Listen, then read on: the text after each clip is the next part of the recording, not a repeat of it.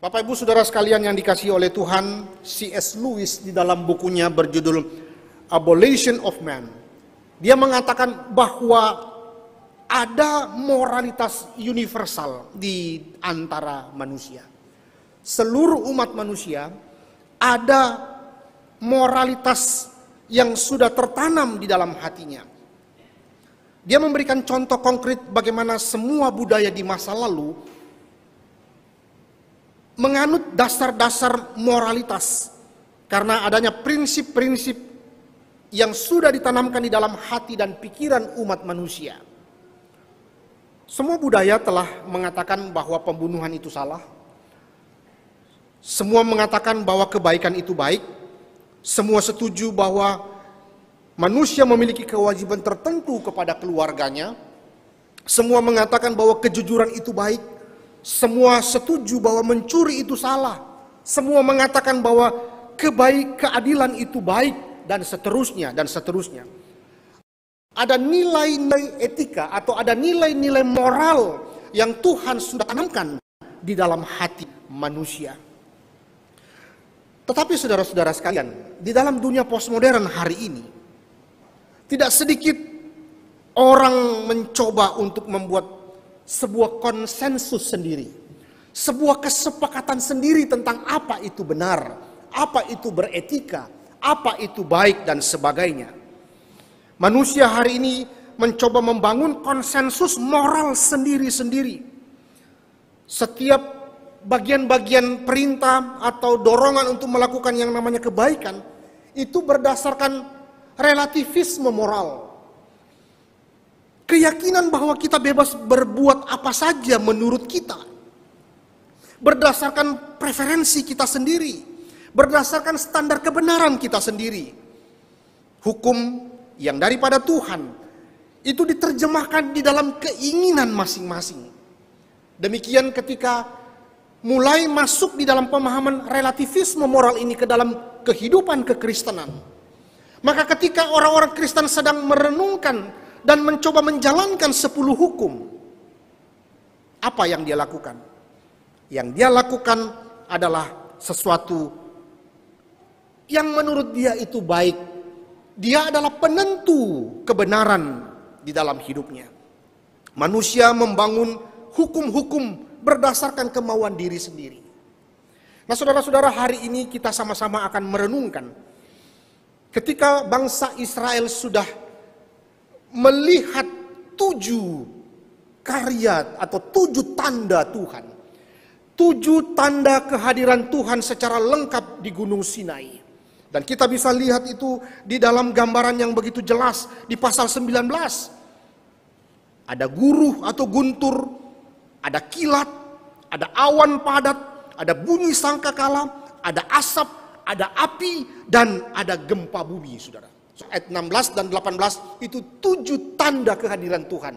Dan 7 adalah satu angka kesempurnaan di dalam Alkitab yang menunjukkan kesempurnaan kehadiran Tuhan. Tuhan hadir menyatakan kemuliaannya. Tuhan hadir menyatakan keagungan, kekudusannya. Dan sekali lagi ketika Tuhan hadir menyatakan dirinya, apa yang terlintas, apa yang harusnya menjadi pemahaman yang harus dimengerti oleh bangsa Israel, bahwa mereka berdosa. Allah itu kudus.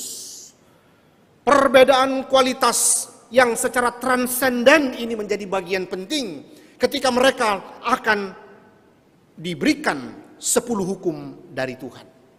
Saudara, seorang teolog mengatakan bagaimana kita berhubungan dengan orang lain tergantung pada bagaimana kita berhubungan dengan Tuhan.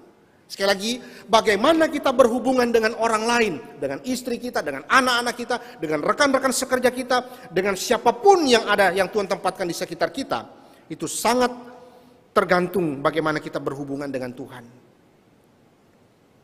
Karena jika kita mengasihi Allah, mentaati firman-Nya, kita juga mengasihi sesama dan juga mau melayani sesama. Lalu pertanyaan berikut, saudara, yang boleh menjadi perenungan kita pada pagi hari ini, sebelum kita merenungkan lebih jauh makna pemberian 10 hukum ini. Saudara, pertanyaan penting bagi kita hari ini. Siapa sebetulnya yang mengatur hidup kita? Diri kita sendiri? Apakah yang kita gunakan sebagai standar hidup kita? Keinginan diri sendiri kah? Standar-standar hidup yang kita coba bangunkah di dalam dunia ini berdasarkan apa yang kita mau? Hati nurani kita kah? Atau kebenaran firman Tuhan kah yang menjadi tuntunan hidup kita? Maka kalau kita mengaku kita adalah orang Kristen, kita adalah orang yang percaya kepada Kristus, maka seharusnya kebenaran Allah yang mengatur hidup kita. Maka Allah mengucapkan hukum perjanjian kepada Musa ini lalu disampaikan kepada umat Israel. Saudara, menarik untuk merenungkan lebih jauh tentang bagian ini. Hukum yang diberikan Allah kepada umatnya, yang ditandai dengan kehadirannya yang begitu sempurna dan agung itu mau menunjukkan bahwa ada wahyu kemuliaan Allah yang akan disampaikan kepada umatnya. Dan Keluaran pasal 20 yang kita mulai renungkan di bagian pendahuluan ayat 1 dan 2 ini memberikan satu gambaran tentang bagaimana Tuhan sedang mengikatkan dirinya dengan umatnya di dalam perjanjian Musa ini, atau di dalam bahasa teologi kita biasa kenal sebagai Mosaic Covenant. Dan menariknya Bapak Ibu Saudara sekalian, bahwa Mosaic Covenant ini atau perjanjian Musa ini yang diberikan Tuhan di Gunung Sinai ini, itu tidak berdasarkan muncul dengan sendirinya. Tetapi perjanjian Musa ini didasarkan pada perjanjian sebelumnya, yaitu perjanjian Abraham. Mari kita meneliti lebih jauh tentang kaitan antara perjanjian Musa ini dengan perjanjian Abraham. Saudara, kita lihat bagaimana pengembangan dari Abrahamic Covenant ini di dalam pemberian hukum di Gunung Sinai ini. Kalau kita membaca Keluaran pasal 19, ya, sekali lagi saya coba mengajak saudara-saudara sekalian untuk melihat ini. Keluaran 19 ayat 4, 5, dan 6. Saudara, kita coba lihat. Kamu sendiri telah melihat apa yang kulakukan kepada orang Mesir, dan bagaimana aku telah mendukung kamu di atas sayap Raja Wali, dan membawa kamu kepadaku. Jadi sekarang, jika kamu sungguh-sungguh mendengarkan firman-Ku, dan berpegang pada perjanjian-Ku, maka kamu akan menjadi harta kesayangan-Ku sendiri dari antara segala bangsa, sebab akulah yang empunya seluruh bumi. Kamu akan menjadi bagian-Ku, kerajaan imam, dan bangsa yang kudus. Inilah semuanya firman yang harus kau katakan kepada orang Israel. Ingat kalimat yang dikatakan di ayat yang kelima di sana. Dan berpegang pada perjanjian-Ku. Ketika kita sedang merenungkan tentang kata perjanjian-Ku di sana, apakah yang dimaksud dengan kata perjanjian-Ku ini? Nah, saudara, bagian ini kita bisa mengerti lebih jauh ketika kita bandingkan dengan perjanjian Tuhan kepada Abraham. Saudara-saudara sekalian, bagaimana kemudian kita melihat kata perjanjian ini tentu ada kaitannya di dalam bagian sebelumnya ketika Tuhan akan melakukan karyanya kepada Israel. Ada paling tidak 2 perikop yang akan mendasari kita melihat apakah sebetulnya perjanjian ini yang dikatakan Tuhan di dalam Keluaran 19 ayat yang kelima ini. Maka mari kita coba menelusuri kembali sejarah sebelumnya. Bagaimana ketika Tuhan akan menyelamatkan umatnya di dalam Keluaran pasal yang kedua, saudara. Coba kita lihat Keluaran pasal yang kedua dan juga Keluaran pasal 6. Saudara perhatikan, Keluaran pasal 2 ayat 24. Ini adalah respon Tuhan kepada Musa yang mendengarkan rintihan penderitaan Israel. Keluaran 2 ayat 24. Allah mendengar mereka mengerang. Lalu ia mengingat kepada perjanjiannya dengan Abraham, Ishak dan Yakub. Jadi perjanjian yang Tuhan akan berikan di Gunung Sinai sangat berkaitan atau didasari oleh perjanjian Tuhan kepada Abraham. Lalu kita lihat lagi Keluaran pasal 6. Keluaran pasal yang ke-6 ayat 3 dan 4. Keluaran 6 ayat 3 dan 4, saudara, saya bacakan. Bukan saja aku telah mengadakan perjanjianku dengan mereka untuk memberikan kepada mereka tanah Kanaan, tempat mereka tinggal sebagai orang asing. Tetapi aku sudah mendengar juga erang orang Israel yang telah diperbudak oleh orang Mesir. Ya, seperti ayat yang tadi ya, Keluaran 2 ayat 24. Dan aku ingat kepada perjanjianku. Ada 2 kali diulang, aku mengingat perjanjianku. Aku mengingat perjanjianku. Lalu saudara, kita melihat Keluaran 19 ayat yang kelima, perjanjianku itu muncul lagi. Maka saudara-saudara sekalian, di dalam bagian ini kita melihat apa yang disampaikan Tuhan di kitab Keluaran, sekali lagi itu didasarkan oleh apa yang Tuhan sudah lakukan kepada Abraham di dalam perjanjiannya. Mari kita melihat paling tidak 2 perikop berbicara tentang Abrahamic Covenant. Maka jangan lupa saudara, kita kaitkan dengan Kejadian 15 dan Kejadian 17.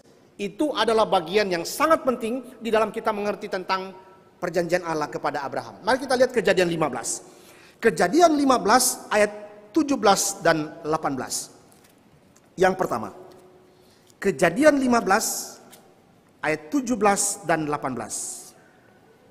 Saya bacakan. Ketika matahari telah terbenam dan hari menjadi gelap, maka kelihatanlah perapian yang berasap beserta sulu yang berapi lewat di antara potongan-potongan daging itu.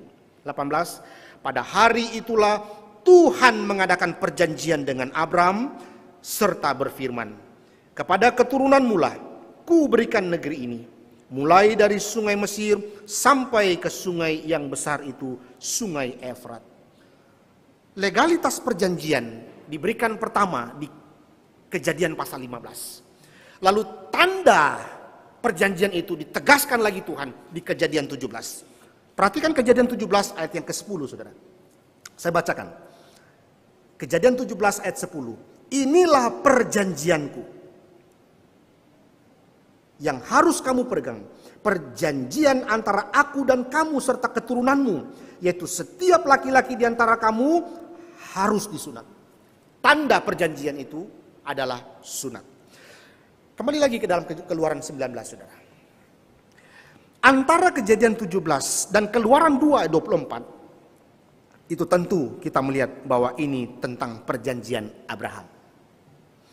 Maka saudara-saudara sekalian, ketika perjanjian Sinai itu diberikan, maka di sanalah bagaimana Tuhan memberikan perjanjiannya yang adalah bagian atau dasar daripada apa yang Tuhan sudah pernah ikatkan, atau Allah telah mengadakan perjanjian dengan Abraham di kitab Kejadian pasal 15 dan 17 tadi. Saudara-saudara sekalian, apa yang kemudian kita terus renungkan di dalam bagian ini? Mengapa kemudian perjanjian itu diberikan lagi, ditegaskan lagi di Gunung Sinai? Saudara, karena Allah mengenal hati manusia berdosa, maka kemudian Allah menyuruh Israel untuk menjalankan hukum yang akan diberikan itu. Tetapi sekali lagi saudara, tidak menjadi dasar untuk mendapatkan pendamaian atau sesuatu hal yang membuat mereka itu menikmati keselamatan, saudara. Tidak. Karena menarik kalau kita merenungkan pasal 20 ini, kitab Keluaran, saudara. Hukum di Sinai itu tidak diberikan ketika mereka sudah melakukan sesuatu, tetapi didahului oleh karya Tuhan terlebih dahulu, yaitu Tuhan membebaskan mereka dari Mesir, barulah hukum itu diberikan. Maka doktrin ini begitu sangat penting sekali.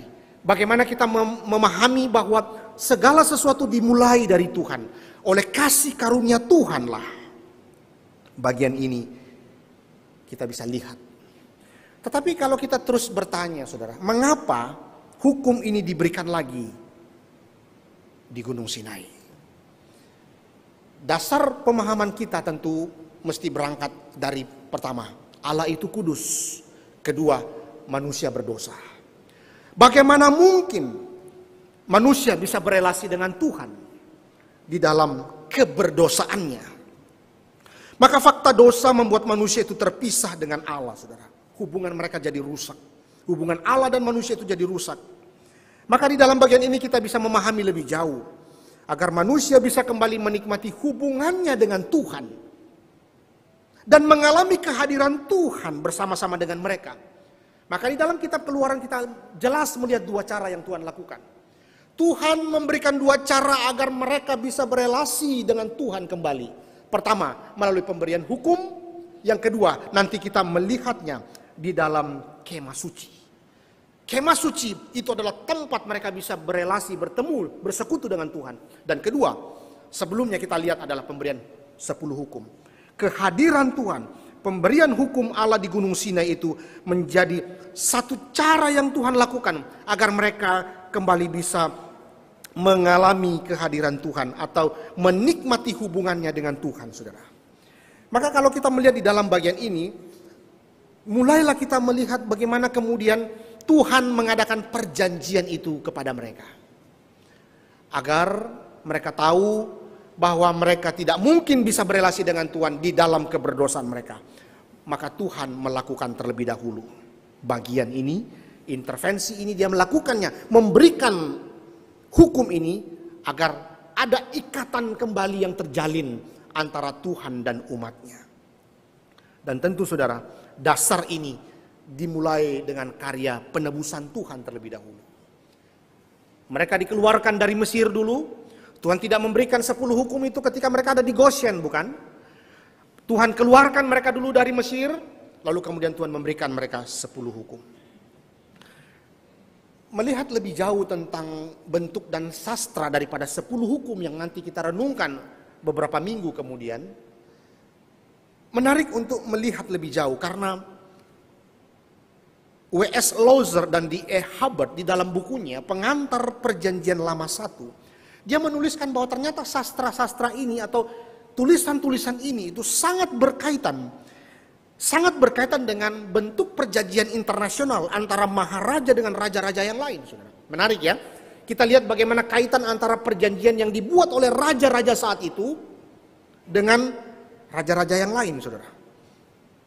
Ya, di dalam tulisannya dia mengatakan, meskipun bentuknya sudah dikenal luas dan dipergunakan antara abad 20 dan 10 sebelum Masehi, namun contoh yang banyak dan terlengkap mengenai perjanjian antara maharaja dan raja-raja ini ditemukan di dalam kumpulan naskah orang Het dari Boghazkoy di abad 14 dan 13 sebelum Masehi. Jadi bentuk ke-10 hukum, khususnya pasal 20 ayat 1 sampai 17 ini, ternyata bentuk sastranya ini banyak berkaitan dengan perjanjian internasional antara maharaja dengan raja-raja saat itu, saudara.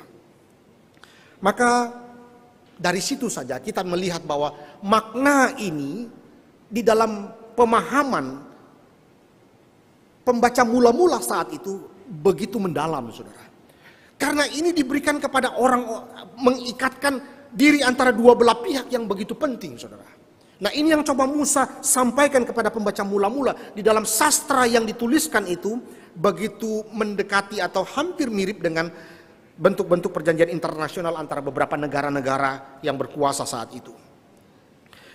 Dan saudara-saudara, kita melihat bahwa apa yang kemudian Tuhan berikan, tetapi Tuhan juga mengingatkan mereka.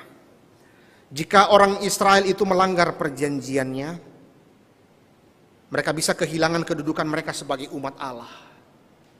Dan saudara, lihatlah sejarah Israel selanjutnya. Pelanggaran demi pelanggaran terhadap perjanjian itu, sehingga Allah menjatuhkan kutuk perjanjian itu.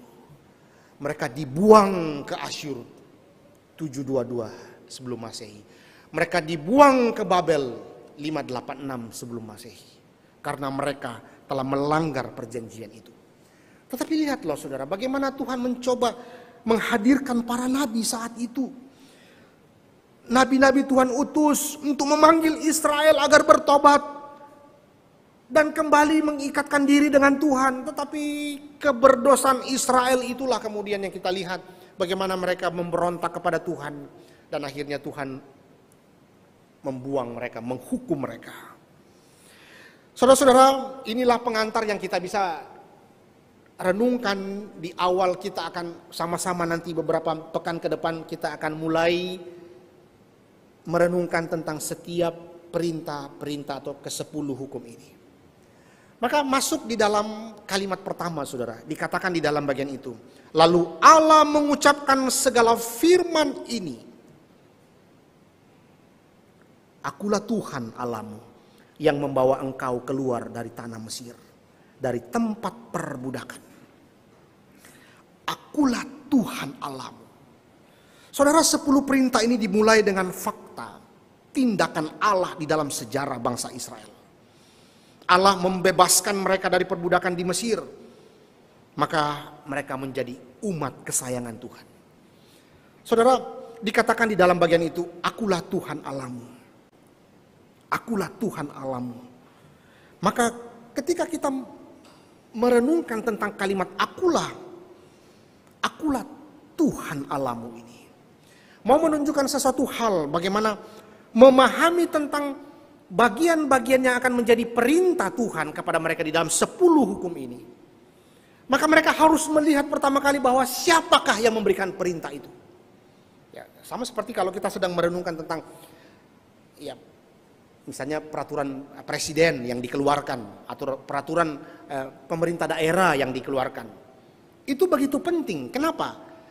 Bukan saja isinya begitu penting yang kita harus jalankan, tetapi kita lihat siapa yang membuat peraturan ini. Nah, di dalam perintah 10 hukum ini, saudara, maka akulah Tuhan Allahmu. Itu mau menunjukkan sesuatu kepada mereka, kepada Israel saat itu. Siapakah pemberi daripada hukum-hukum ini atau perintah-perintah ini?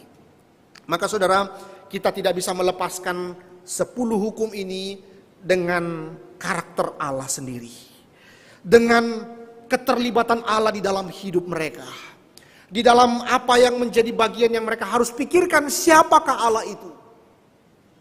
Saudara, di dalam satu buku ada satu penggambaran yang sangat penting untuk kita lihat.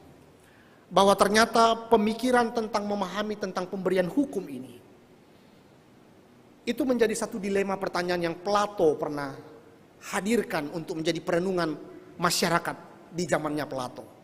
Plato memberikan satu pertanyaan penting, saudara. Di dalam satu dialognya, dia mengatakan, apakah Tuhan memberikan hukum karena hukum itu baik?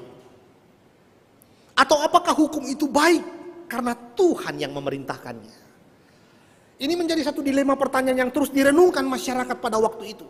Tetapi kalau kita coba memikirkan atau merenungkan tentang bagian ini kembali, lalu kita coba bertanya dengan 2 pertanyaan yang Plato pernah tanyakan ini untuk merenungkan bagian ini, saudara. Coba kita pikirkan atau kita renungkan.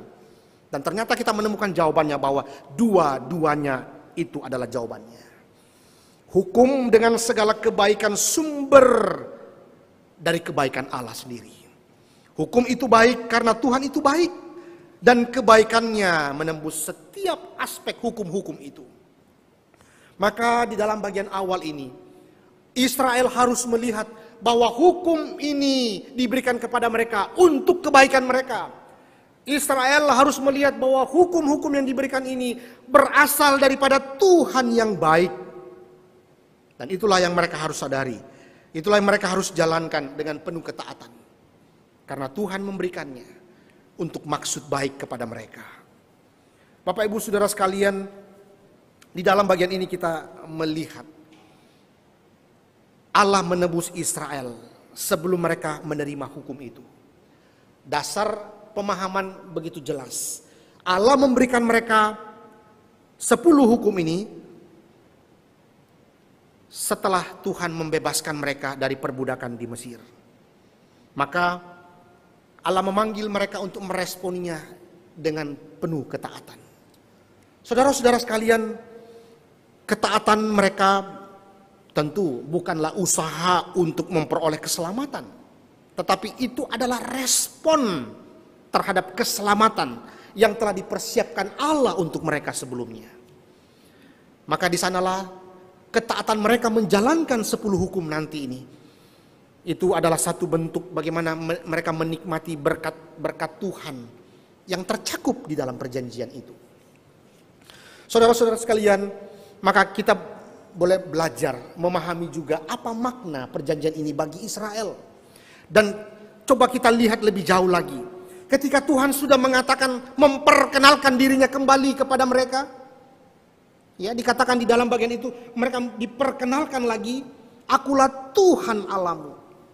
Saudara-saudara sekalian, beberapa komentator mengatakan, mengapa pemberian ini diberikan lagi, pemberian hukum diberikan lagi, dan mengapa Tuhan memperkenalkan diri kembali lagi kepada mereka? Saudara, seorang teolog perjanjian lama memberikan satu pemahaman kita memahami ini. Mengapa diberikan lagi perjanjian ini? Dan mengapa Tuhan mengatakan akulah Tuhan Allahmu, memperkenalkan dirinya kembali, saudara? Maka mari kita coba melihat Yosua pasal yang kelima, saudara.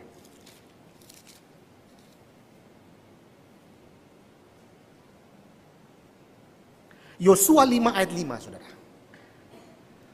Saya bacakan Yosua 5 ayat 5. Sebab semua orang yang keluar dari Mesir itu telah bersunat. Tetapi semua orang yang lahir di padang gurun dalam perjalanan sejak keluar dari Mesir belum disunat. Saudara bisa mulai menangkap, ini adalah satu gambaran bahwa banyak orang-orang yang lahir di padang gurun, saudara, yang belum disunat. Dan kemudian Tuhan memperkenalkan kembali dirinya kepada mereka.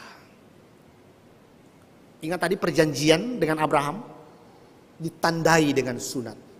Perjanjian di Sinai didasari oleh perjanjian Allah dengan Abraham di kitab Kejadian pasal 15 dan 17.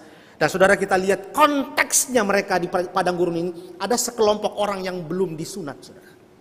Dan bukan saja untuk para orang-orang yang sudah disunat yang keluar dari Mesir, diperkenalkan kembali, diingatkan kembali tentang siapakah itu Tuhan Israel, tetapi juga ini kepada generasi yang lahir di padang gurun, yang belum disunat tentu. Diperkenalkan kembali, siapakah itu Allah Israel? Akulah Tuhan Allahmu. Saudara-saudara sekalian, maka di dalam bagian ini, seorang teolog bernama Kevin De Jong, saudara, memberikan pemahaman lebih jauh tentang hukum ini. Dia mengatakan bahwa hukum ini adalah ekspresi hati dan karakter pemberi hukum, saudara. Ekspresi hati dan karakter Tuhan, sang pemberi hukum. Maka perintah tidak hanya menunjukkan kepada mereka apa yang diinginkan Tuhan, tetapi menunjukkan kepada mereka lebih jauh lagi siapakah Tuhan itu. Ini adalah ekspresi hati dan karakter Allah, sang pemberi hukum itu. Maka saudara-saudara memahami lebih jauh tentang hukum Taurat ini. Apa arti, apa makna, mengapa hukum Taurat ini diberikan lagi kepada mereka. Saudara, seorang penulis Kristen bernama Vaughan Robert di dalam bukunya Gambaran Besar Allah, dia mengatakan paling tidak 3 makna yang kita bisa pelajari dari pemberian hukum Taurat ini. 3 makna yang kita bisa renungkan tentang pemberian hukum Taurat ini. Pertama, saudara, menyatakan dosa kita. Bagi kita yang merenungkan tentang hukum Taurat ini, hari ini, di zaman kita ini, apa maknanya bagi kita? Kita melihat yang pertama, menyatakan dosa kita. Itulah yang digambarkan di dalam Roma 3 ayat 20, saudara.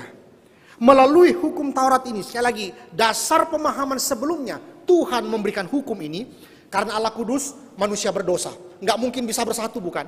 Maka dengan hukum, mereka bisa diikatkan kembali. Mereka ada perjanjian kembali. Selain nanti cara kedua itu, kemah suci tadi. Nah, disinilah kita melihat perjanjian kembali itu diadakan. Dan menyadarkan mereka berdosa, Allah itu kudus. Dan bukankah ini sangat penting sekali dalam kehidupan kita sebagai gereja Tuhan memahami bagian ini, bahwa melalui perenungan kita tentang 10 hukum ini menyadarkan kita bahwa kita berdosa, menyadarkan kita bahwa kita bersalah di hadapan Tuhan. Menyadarkan kita begitu banyaknya dosa-dosa kita di hadapan Tuhan.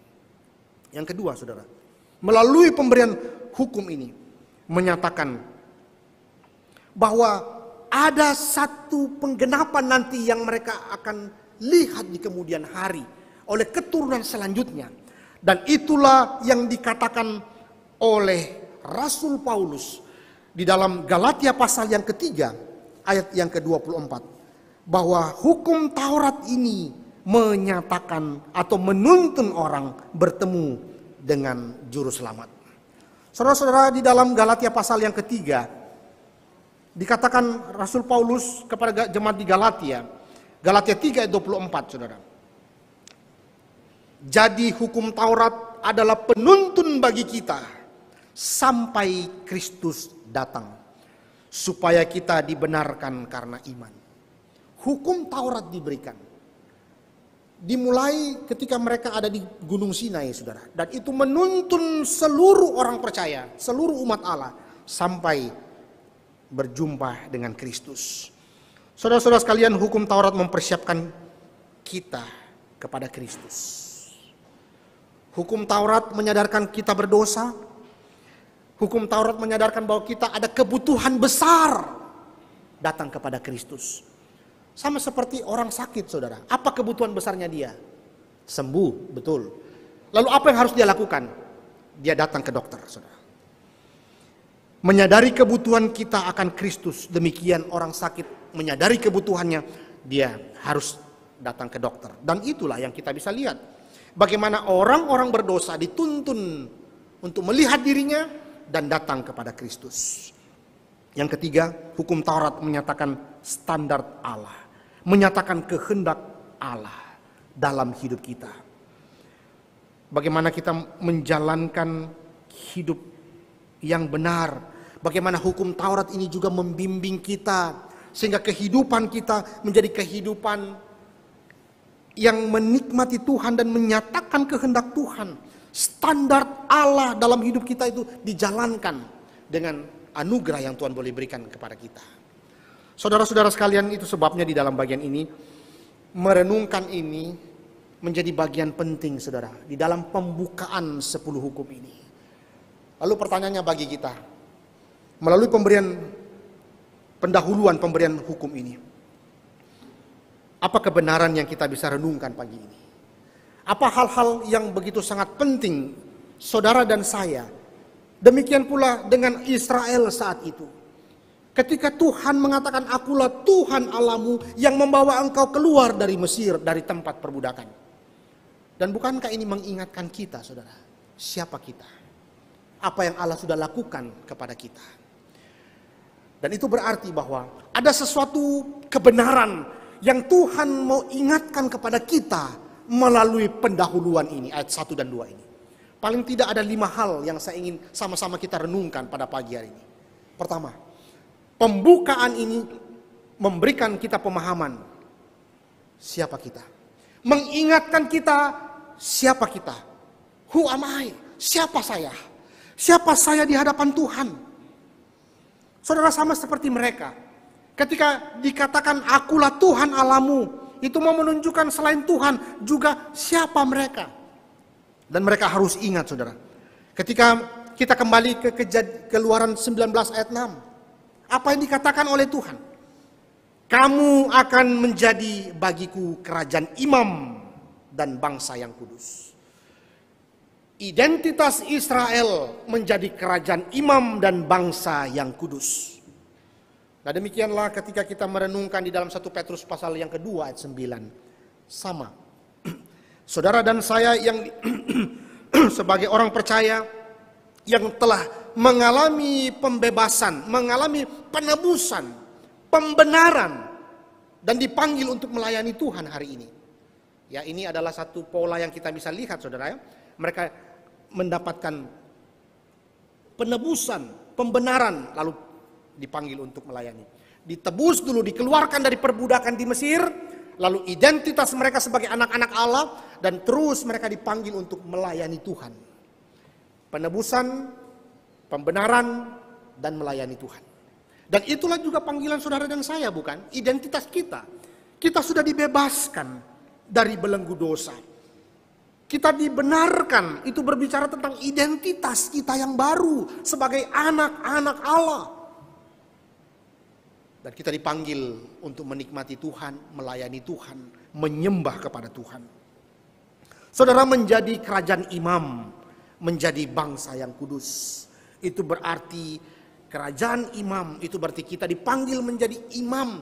Imam itu menjadi perantara antara umatnya dengan Tuhan. Maka saudara dan saya dipanggil untuk menjadi perantara di dunia ini, membawa manusia-manusia berdosa mengenal Kristus melalui kehidupan kita, melalui tutur kata kita, melalui pelayanan kita, melalui apa yang Tuhan percayakan bagi kita. Biarlah kehadiran kita boleh menjadi berkat bagi orang lain. Melalui hidup kita orang lain mengenal Kristus dan percaya kepada Kristus. Menjadi bangsa yang kudus, bagaimana hidup kudus di hadapan Tuhan. Hidup harus mencerminkan karakter Allah yang kudus. Saudara-saudara sekalian, kekristenan tidak bisa dilepaskan pada karakter yang mempercayai Tuhan. Sekali lagi, hidup kekristenan kita tidak bisa lepas daripada karakter yang mempercayai Tuhan.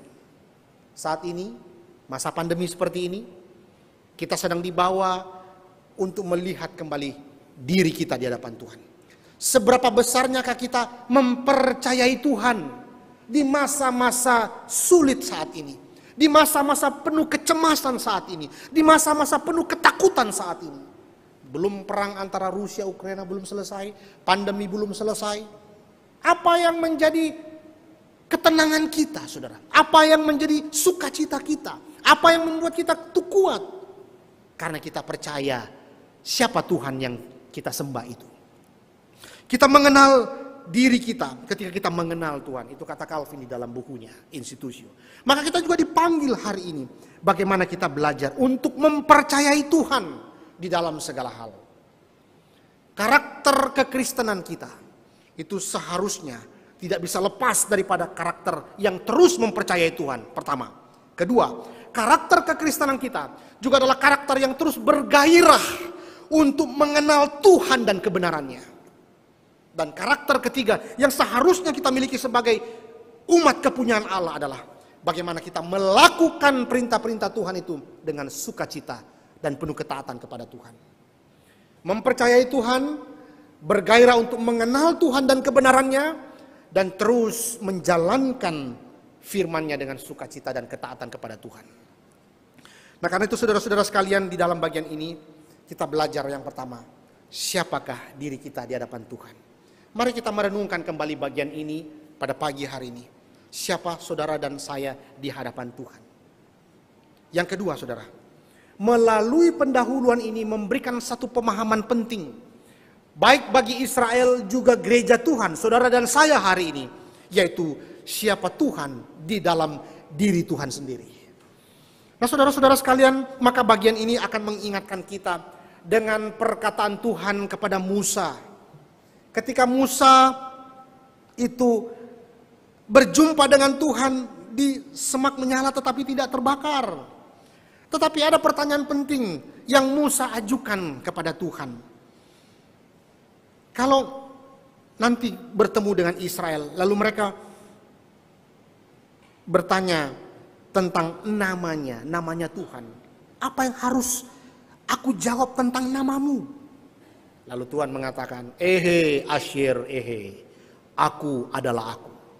Saudara, perkataan aku adalah aku ini begitu dalam pengertiannya, yang membawa Israel kembali harus mengerti ketika dikatakan akulah Tuhan. Itu mengingatkan kita tentang pengenalan Tuhan pertama kali kepada Musa di padang gurun. Ehe, Asyir, Ehe, aku adalah aku. Dan aku adalah aku tentu. Ini adalah ungkapan bahwa Tuhan adalah Allah yang maha kuasa. Dia selalu menyertai umatnya. Dan itulah kemudian nanti digenapkan melalui kedatangan sang aku itu. Ketika ia mengatakan ego eimi. 7 perkataan ego eimi di Injil Yohanes. Dan dia adalah Immanuel, Allah beserta kita. Saudara, ini yang seharusnya menjadi pemahaman Israel, bahwa Tuhan yang mereka percaya, Tuhan yang memperkenalkan dirinya kepada mereka adalah Tuhan yang Maha Kuasa dan Tuhan yang menyertai mereka sebagai umatnya. Yang ketiga, saudara, di dalam bagian ini kita melihat bagaimana perkenalan, akulah Tuhan Allahmu yang membawa engkau keluar dari Mesir, dari tempat perbudakan. Memperlihatkan kebenaran yang penting bagi Israel berikutnya. Selain mereka harus mengenal siapa mereka di hadapan Tuhan, selain mereka harus mengerti siapakah itu Tuhan yang mereka sembah, tetapi yang lebih jauh lagi, siapakah itu Tuhan bagi mereka? Siapakah itu Tuhan bagi mereka? Dikatakan akulah Tuhan Allahmu. Maka ini berbicara tentang perkenalan Tuhan kepada Israel. Dan bukankah ini adalah satu kalimat yang mengingatkan kita di dalam perjanjian baru yang mengatakan bahwa kamu adalah miliknya yang berharga. Akulah Tuhan Allahmu. Itu menunjukkan bahwa ada satu kepemilikan antara Tuhan dengan umatnya. Dan bukankah ini menjadi satu pemahaman teologi yang begitu sangat penting di dalam kekristenan, bahwa saudara dan saya milik Tuhan. Saudara-saudara sekalian, kamu adalah miliknya yang berharga. Bukankah saudara dan saya menjadi anak-anak Tuhan, menjadi milik Tuhan melalui sebuah pengorbanan yang begitu mahal? Dialah Tuhan kita, bahkan tubuhnya rela tercabik-cabik, darahnya tercurah, bahkan dia rela mati untuk mengukir nama kita di surga dan membawa kita berdamai kembali dengan Allah Bapa. Dia telah memberikan dirinya sebagai korban penebusan itu, agar saudara dan saya milik Tuhan dan berharga. Yang keempat, saudara, di dalam bagian ini menuntun Israel dengan memahami perkenalan Tuhan, akulah Tuhan Allahmu yang membawa engkau keluar dari Mesir, dari tempat perbudakan. Maka ini berbicara tempat, ini berbicara kondisi, dan harusnya memperlihatkan kepada mereka sekarang kondisi mereka seperti apa, di mana mereka saat ini. Saudara,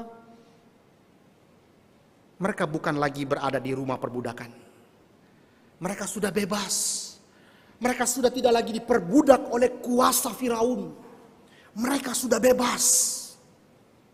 Lalu apa yang menjadi perenungan kita ketika memahami prinsip kebenaran ini? Kita telah dibawa keluar dari rumah perbudakan melalui karya Kristus yang menakjubkan di kayu salib. Kita telah dibebaskan dari perbudakan dosa, hidup menikmati kemerdekaan dari ikatan dosa. Itulah yang menjadi perenungan keempat yang saya ingin sama-sama kita renungkan pada pagi hari ini. Di mana kita saat ini? Apa kondisi kita saat ini? Kita bukan lagi berada di dalam rumah perbudakan, di dalam perbudakan ikatan dosa, tetapi kita sudah dibebaskan karena kuasa Kristus. Saudara-saudara sekalian, kita adalah orang-orang bebas di dalam Kristus. Apa arti bagian ini? Apa arti kita menikmati kebebasan di dalam Kristus? Saudara-saudara, Robert Moore McCain mengatakan 3 hal yang perlu kita renungkan sebagai gereja Tuhan ketika kita merenungkan tentang menikmati kebebasan di dalam Kristus. Yang pertama, saudara, yang pertama ini menunjukkan kepada saudara dan saya bagaimana satu makna bahwa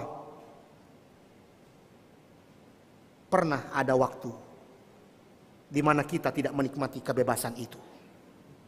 Pernah ada waktu di mana kita dibelenggu oleh kuasa dosa.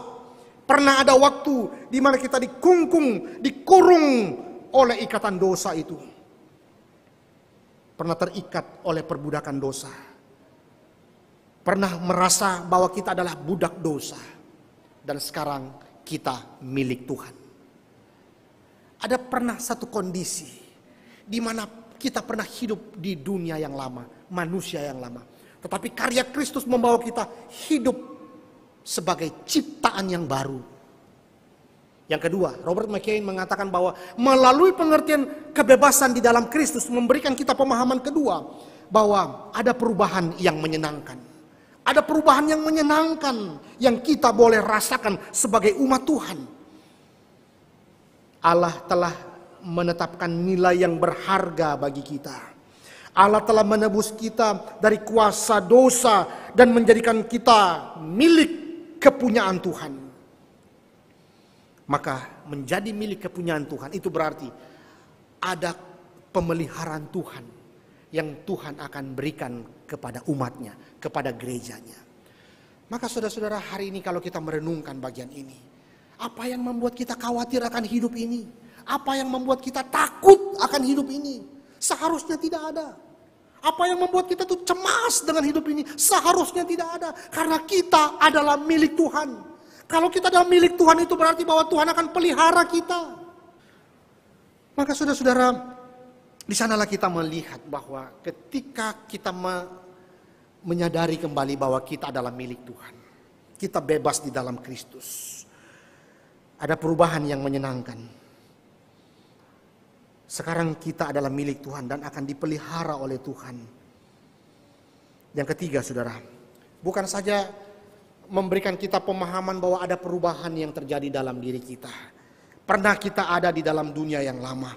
Bukan saja ada perubahan yang menyenangkan, tetapi melalui identitas bahwa kita sekarang sudah menikmati kebebasan di dalam Kristus, maka kita punya kewajiban mulia untuk kemuliaan Tuhan. Punya kewajiban mulia untuk kemuliaan Tuhan. Maka di sini Robert McCain mengatakan bahwa kalau kita menyadari bahwa kita sudah bebas di dalam Tuhan atau kita bebas di dalam Kristus, itu berarti bahwa visi hidup kita, kewajiban kita itu memuliakan Allah. Keinginan hati yang terutama adalah memuliakan Allah dan menjauhkan diri dari dosa dan seluruh hasrat hanya untuk menyenangkan hati Tuhan. Itulah identitas kita. Dan yang kelima, saudara, perkenalan Tuhan ini kepada Israel mengingatkan apa yang Tuhan sudah lakukan kepada Israel. Dan di dalam karya Roh Kudus itulah juga kita memahami. Roh Kudus menghantar kita bertemu dengan Kristus. Roh Kudus itu memberikan kita iman dan kita berpaut kepada salib Kristus. Dan di sanalah kita dibukakan kebenaran bahwa apa yang Kristus sudah lakukan di dalam hidup kita, itulah karya agung Tuhan yang tidak pernah terlupakan dalam hidup kita. Maka di dalam bagian ini saudara-saudara sekalian memahami lebih jauh, itulah yang membuat kita terus menikmati sukacita di dalam Tuhan. Pengantar 10 hukum ini membawa kita kembali untuk memahami siapa diri kita di hadapan Tuhan. Apa yang Tuhan sudah lakukan di dalam hidup kita. Siapakah Dia di dalam hidup kita. Dan itu terus mendorong kita untuk hidup di dalam ketaatan kepada Tuhan. Sekali lagi, panggilan ketaatan bukan sebelum pembebasan. Pembebasan dulu baru panggilan ketaatan. Keselamatan bukanlah hadiah untuk ketaatan. Tetapi keselamatan adalah alasan ketaatan kita.